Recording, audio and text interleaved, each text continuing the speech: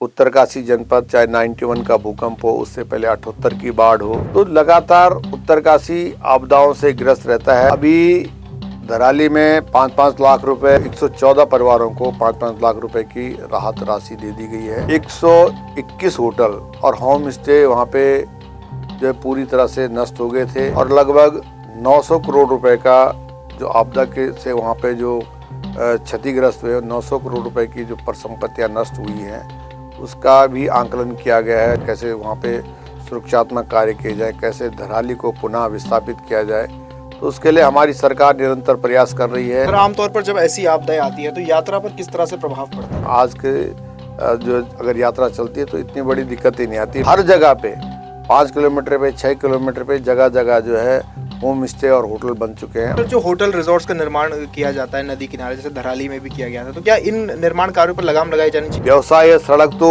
नदी के किनारे है, जमीनें भी लोगों की नदी के किनारे हैं। वहाँ पे अगर अपना व्यवसाय नहीं चलाएंगे तो कहाँ जाएंगे? जितने भी हमारे गंगा नदी से लगे हुए हैं कस्बे, वो आज से नहीं बसे हुए, वो पीढ़ियों से बसे हुए। गाद भर रही है, नदी ऊपर ऊपर उसका लेवल आ रहा है तो पूरा कटाव कर रहा है, उससे बस्तियों को भी खतरा हो रहा है, सड़क भी जगह जगह धंस रही है। तो ये जांच का विषय है। तमाम प्रकार के कानून बने हुए हैं, उन कानून में कहीं न कहीं कमियां हैं। माननीय मुख्यमंत्री से भी अनुरोध निवेदन करूंगा कि जो उत्तरकाशी से लेके और आपका चाहे डुंडा से लेके और आपका गंगोत्री तक जो गाद भर गई है, उस गाद को निकालने का काम होना चाहिए ताकि नदी का अस्तित्व जहाँ पे था वहाँ पे रहे और बस्तियों को भी कहीं नुकसान नहीं हो सकता है। एक कानून तौर पे और एक ऊपर स्तर पे बोलना अलग चीज है, लेकिन अगर जमीनी हकीकत देखा है तो जमीनी हकीकत कुछ और। नमस्कार, मैं दिविज बहुगुणा, आप देख रहे हैं पेन पॉइंट। उत्तरकाशी के धराली में आई त्रासदी से कई परिवार प्रभावित हो गए, लाखों रुपए की जनहानि हो गई और इस वक्त प्रशासन की तमाम टीमें क्षेत्र में जुटी हुई हैं और क्षेत्र का रिस्टोरेशन का कार्य चल रहा है। और इसी बीच गंगोत्री से विधायक सुरेश सिंह चौहान आज हमारे साथ स्टूडियो में मौजूद हैं। सर, सबसे पहले तो शुक्रिया समय देने के लिए। धन्यवाद। सर, धराली में जिस तरह से त्रासदी देखी गई, कई परिवार प्रभावित हो गए, सेब के कई बगीचे नष्ट हो गए और होटल रिजॉर्ट्स तमाम वो भी नष्ट हो गए, तो सर क्या इस वक्त अभी किस तरह से रिस्टोरेशन कार्य क्षेत्र में चल रहा है और कितना अभी प्रभावित परिवारों को जो है आपदा सामग्री पहुंचाई जा रही है प्रशासन के द्वारा? देखिए, लगभग फौरी तौर पर जो तत्कालीन सहायता थी उसको हमारी सरकार के द्वारा, प्रशासन के द्वारा तत्काल जो हमारे वहाँ पे प्रभावित लोग हुए हैं उनको तत्काल फौरी तौर पर जो है कैंप लगाकर हम सब ने जो है पूरा उनका तमाम चीज़ें जो है वितरित की हैं। अभी धराली में 5-5 लाख रुपए जो हमारे माननीय यशस्वी मुख्यमंत्री माननीय धामी जी ने जो घोषणा की थी, 5-5 लाख रुपए के चेक जो 108 परिवार के लगभग वहाँ पे प्रभावित हुए थे और 3-4 परिवारों 114 परिवारों को 5-5 लाख रुपए की राहत राशि दे दी गई है। 121 होटल और होम स्टे वहाँ पे जो है पूरी तरह से नष्ट हो गए थे और अभी तक जो हमारी सरकार की ओर से भारत सरकार को भेजा गया, क्योंकि भारत सरकार की जो गाइडलाइन है कि जो व्यावसायिक प्रतिष्ठान है उनको कुछ नहीं मिलता है, तो उन प्रभावितों को, क्योंकि जगह जगह लोगों ने होटल के लोन और अपनी पूरी आजीवन की संपत्ति इन पे लगाई है, तो माननीय हमारे मुख्यमंत्री जी उसके लिए बाकायदा संवेदनशील है और लगातार प्रयास कर रहे हैं कि जिस तरह से मरणोत्तर पैकेज के रूप में या केदारनाथ के रूप में जब आपदा आई थी तो वहाँ पे भी होटल व्यवसाय को वहाँ पे जो है मुआवजा मिला था, तो उस तरह से हरसिल धराली के जो हमारे होटल वहाँ पे डैमेज हो गए हैं उनको भी मुआवजा मिलेगा और लगभग 900 करोड़ रुपए का जो आपदा के से वहाँ पे जो क्षतिग्रस्त हुए, 900 करोड़ रुपए की जो परिसंपत्तियाँ नष्ट हुई हैं उसका भी आंकलन किया गया है। जगह जगह कैसे वहाँ पे सुरक्षात्मक कार्य किए जाए, कैसे धराली को पुनः विस्थापित किया जाए, तो उसके लिए हमारी सरकार निरंतर प्रयास कर रही है। और इस समय सबसे बड़ी चीज़ थी कि सेब की जो फसल निकल रही थी उसके लिए माननीय मुख्यमंत्री जी ने संज्ञान लेते हुए और उन काश्तकारों के लिए 51 रुपये का जो दर फिक्स किया गया है, 51 रुपये 45 रुपये, तो उससे लोगों को काफ़ी राहत मिल रही है। और उसमें जो है सेब जो खरीदारी जो है सरकार की तरफ से की जा रही है, तो उसमें भी जो हमारे स्थानीय काश्तकार हैं, जो हमारे तमाम सुक्की से टोपियों की सड़कें बंद हो गई थी, बहुत बड़ी दिक्कतें थी, बहुत बड़ा चैलेंज था, और उस चैलेंज को स्वीकारते हुए लगातार जो है प्रयास करते हुए अब सड़कें खुल चुकी हैं। यात्रा भी इस समय काफ़ी सुचारू रूप से चल रही है और अच्छी यात्रा चल रही है। तो काफ़ी प्रयास सरकार की तरफ से किए गए, प्रशासन की तरफ से किए गए और लगातार हम सब ने मिलकर ये काम किया। और आज कहीं ना कहीं जो हमारे तमाम जो पीड़ित लोग हैं उनको उनकी किस तरह से इस दुख की घड़ी में उनके साथ खड़ा हो सकते हैं, उस तरह से पूरा प्रयास किया गया। मैं खुद वहाँ पर कैंप लगाकर जो है धराली के अंदर लगभग 10-12 दिन वहाँ पे रहा और उन लोगों की जो भी वेदनाएं थी, जो भी समस्या थी, उसको हल करने का पूरा प्रयास किया गया। सर, आमतौर पर जब ऐसी आपदाएं आती है तो यात्रा पर किस तरह से प्रभाव पड़ता है?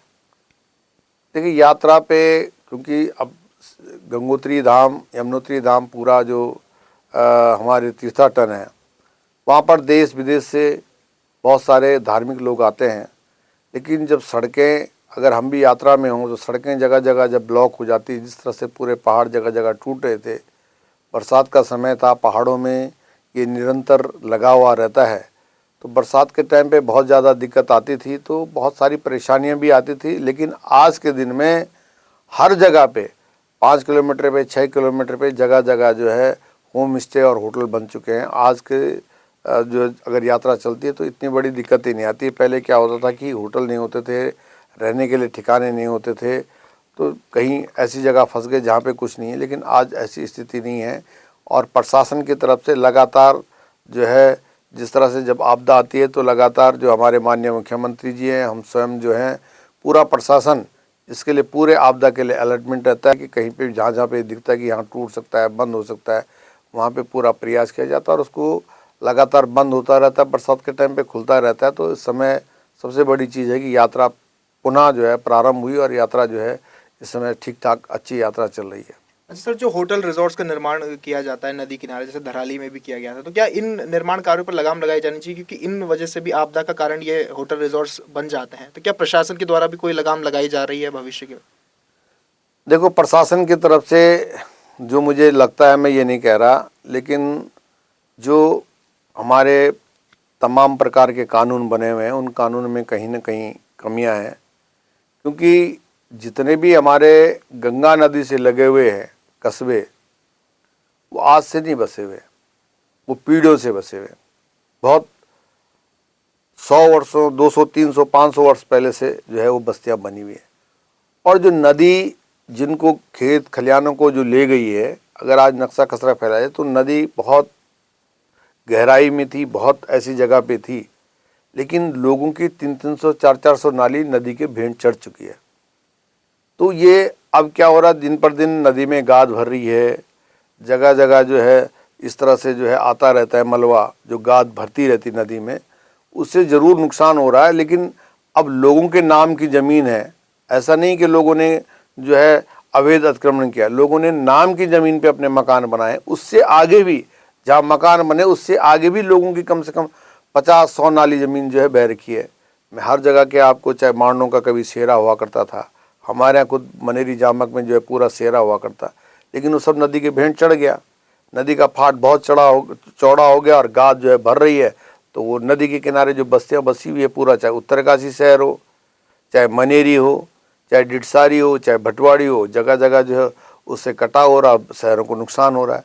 तो हमारा ये मेरा अपना जो मानना है, और हमें चाहते हैं कि जो हमारे स्पेशलिस्ट टीम है, माननीय मुख्यमंत्री से भी अनुरोध निवेदन करूंगा कि जो उत्तरकाशी से लेके और आपका चाहे डुंडा से लेके और आपका गंगोत्री तक जो गाद भर गई है, उस गाद को निकालने का काम होना चाहिए, ताकि नदी का अस्तित्व जहाँ पे था वहाँ पे रहे और बस्तियों को भी कहीं नुकसान नहीं हो सकता है। सड़कों भी, जो हमारी नदी के किनारे पूरी सड़क बनी उसको भी कोई नुकसान नहीं हो सकता है। लेकिन जब गाद भर रही है, नदी ऊपर ऊपर उसका लेवल आ रहा है तो पूरा कटाव कर रहा है, उससे बस्तियों को भी खतरा हो रहा है, सड़क भी जगह जगह धंस रही है।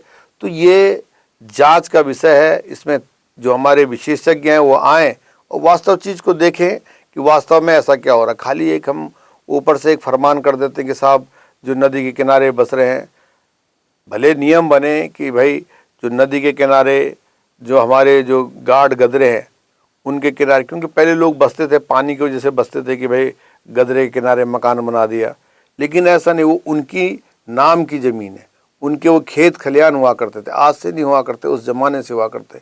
तो हमारा कहना है कि जब तक ये गाद निकालने का काम, क्योंकि नदी हो गदरे हों, उनका जो है जो गाद बढ़ते बढ़ते जो जल स्तर ऊपर आ गया, उससे पूरा जो है नुकसान हो रहा है और बस्तियों को नुकसान हो रहा है, मकानों को नुकसान हो रहा है। अब लोग कहते हैं कि भाई हम अपनी ज़मीन पे अगर मकान नहीं बनाएंगे तो कहाँ बनाएंगे।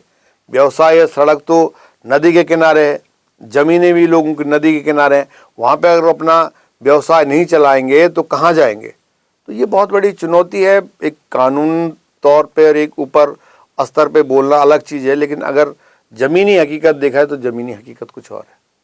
सर, उत्तरकाशी अगर देखा जाए तो एक आपदाग्रस्त क्षेत्र है और धराली में इतनी बड़ी आपदा देखी गई, तो क्या आपकी विधानसभा में सर किसी तरह के खास प्रिकॉशंस लिए जा रहे हैं कि जिससे भविष्य में इस तरह की आपदा से राहत बचाव कार्य किए जाएं? देखिए, लगातार सरकार का प्रयास रहता है। आप जानते हैं कि उत्तरकाशी जनपद चाहे 91 का भूकंप हो, उससे पहले 78 की बाढ़ हो और 2012-13 की बाढ़ हो, तो लगातार उत्तरकाशी आपदाओं से ग्रस्त रहता है और लगातार सरकार इसके संज्ञान लेती है। और इस समय जिस तरह से हमारे देश के यशस्वी प्रधानमंत्री माननीय मोदी जी ने 1200 करोड़ रुपए की घोषणा की है, तो मुझे पूरा विश्वास है कि जो हमारे उत्तरकाशी में, चाहे हमारे भटवाड़ी के अंदर हो, चाहे उत्तरकाशी के अंदर हो, चाहे हरसिल के अंदर हो, चाहे धराली के अंदर हो, चाहे मुखबा के अंदर हो, तमाम जो नुकसान हुए, तो मुझे पूरा विश्वास है कि उस नुकसान के लिए हमारी सरकार ज़रूर पैसा देगी।